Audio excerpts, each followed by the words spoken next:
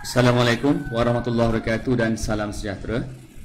So hari ini saya akan kongsikan satu topik untuk 4.02 bagaimana kita membentuk persamaan kuadratik daripada punca-punca yang diberi. Okay, baik. So sekarang saya akan tunjukkan ni dengan satu contoh. So kita ada punca-punca alfa dan beta ada punca kepada satu persamaan kuadratik. So kita ada alfa, beta. So ini adalah punca-punca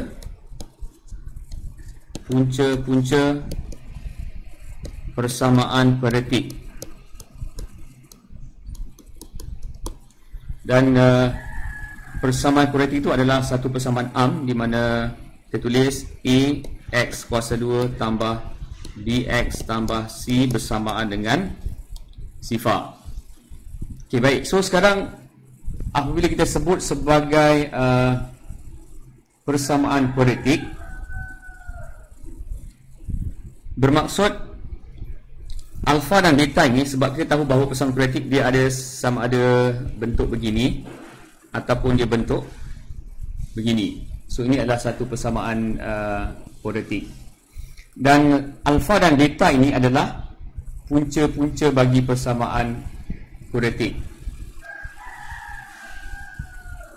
So bermaksud ini adalah alfa dan ini adalah beta. Ini alfa dan ini adalah beta. So dia vice versa, so dia tak kisah.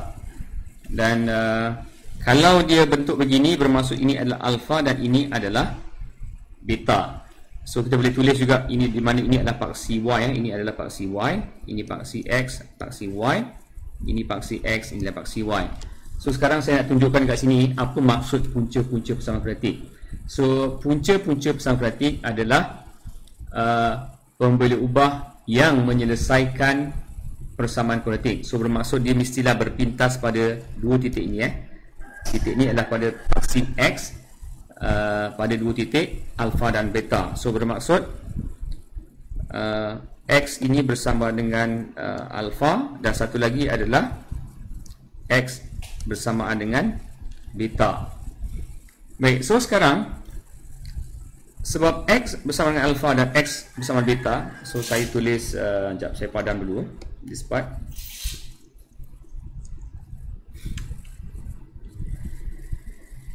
Okay, sebab X bersamaan dengan alfa dan X bersama dengan beta, saya tulis balik So X tadi adalah bersama dengan alfa dan satu lagi adalah X bersamaan dengan beta. So kalau dari segi persamaan bermaksud kita boleh tulis X tolak alfa bersamaan dengan sifar. So serupa juga kat sini kita boleh tulis X tolak beta bersamaan dengan sifar. So ini algebra yang biasa di mana alfa kita buat sebelah kiri, kita akan dapat begini X tolak alfa, X tolak beta bersamaan dengan sifar. Baik, so bermaksud kat sini kalau kita lihat,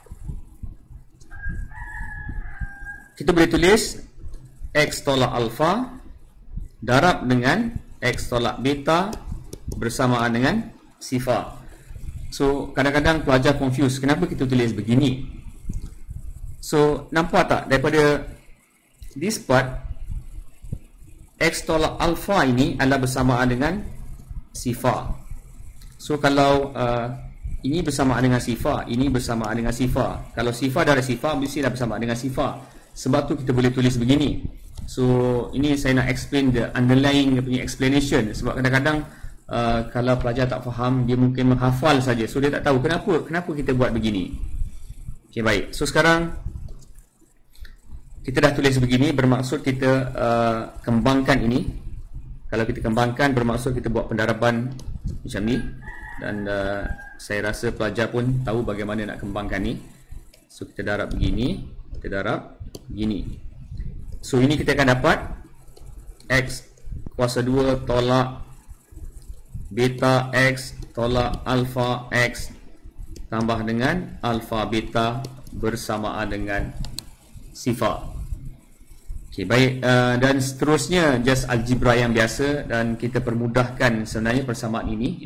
Kita tulis sebagai X kuasa 2 tolak alfa tambah beta X tambah alfa beta bersamaan dengan sifar.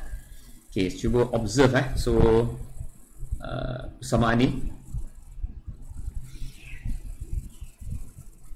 So kalau kita lihat kat sini, ini apa ni?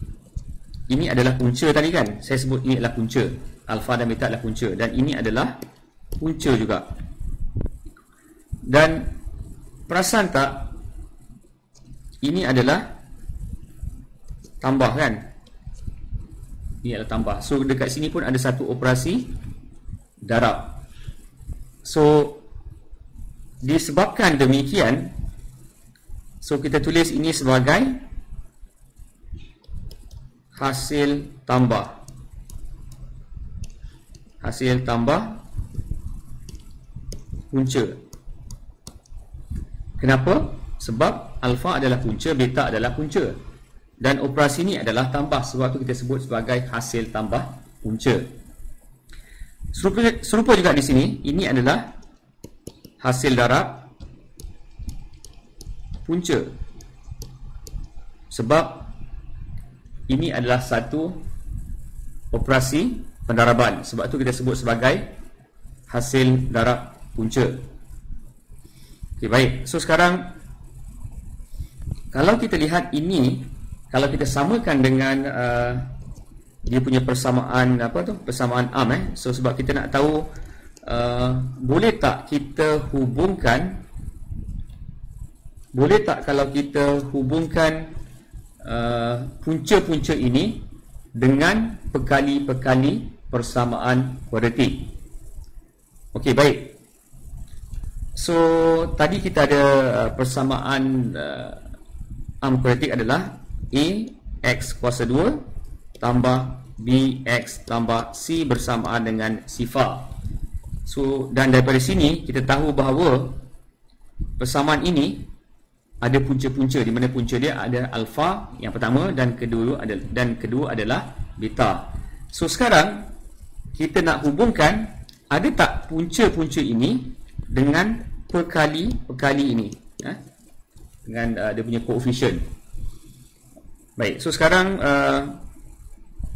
kita buat padanan. So kita boleh buat padanan. So padanan, kalau kita lihat dekat sini,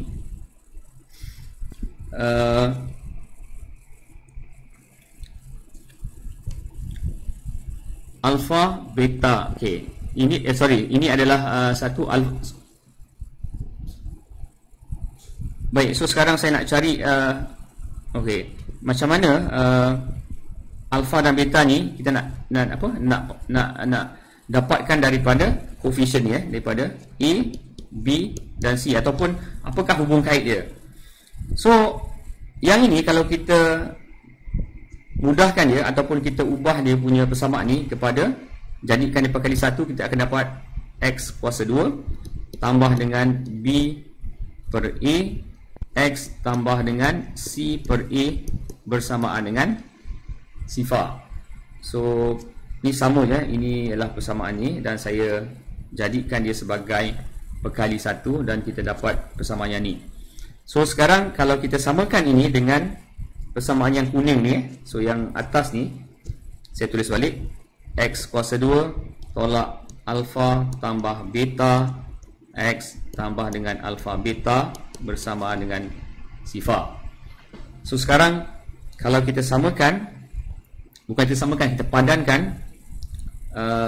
observe dekat sini, ini adalah perkali dia adalah B per A, dan ini adalah perkali dia yang ini, dan perkali yang ini C per A sama dengan alfa beta. So kalau kita buat padanan begini, kita akan dapat alfa tambah beta bersamaan dengan negatif B per A, dan satu lagi kita dapat alfa beta bersamaan dengan C per A. Okey, so sekarang inilah sebenarnya bagaimana kita dapat hubungkan perkali